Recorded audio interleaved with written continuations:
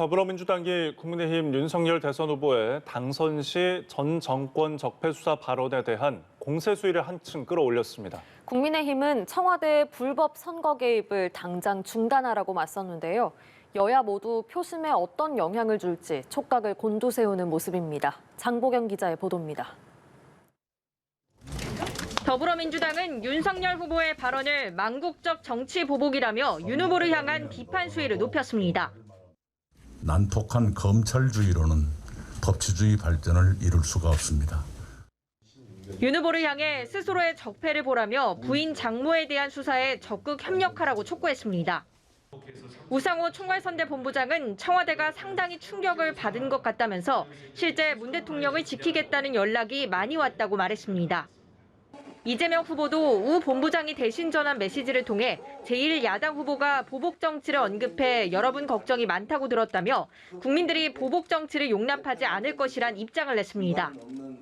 상임 고문들은 성명을 내 윤 후보의 사죄를 촉구했습니다. 민주당은 김건희 씨의 도이치모터스 주가 조작 의혹에 관해선 허위사실 공표 혐의로 윤 후보를 추가 고발했습니다. 이에 맞서 국민의힘은 윤 후보는 국민들이 불러낸 대통령 후보라며 적극 방어막을 쳤습니다. 청와대를 향해 불법 선거 개입을 당장 중단하라고 촉구하면서 오히려 대통령이 사과해야 한다고 맞불을 놨습니다. 청와대, 민주당이 합작하여 제1야당 후보자를 공격하고 있으니 불법 선거 개입이 내가 하면 적폐청산, 남이 하면 정치 보복이냐는 겁니다.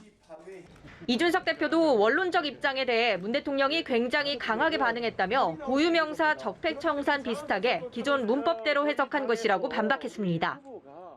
국민의힘은 이재명 후보 배우자인 김혜경 씨 법인카드 유용 의혹에 관해 쪼개기 결제 추가 폭로를 고리로 공세를 이어갔습니다.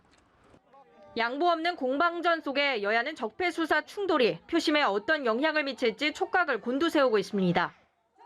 민주당은 전통적 지지층을 결집시키길 기대하면서도 문 대통령 대 윤 후보 간 대립 구도가 이 후보의 존재감을 약화시키지는 않을지 우려하는 기류도 감지됩니다.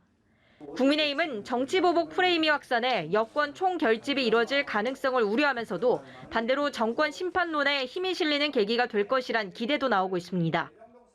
연합뉴스 TV 장보경입니다.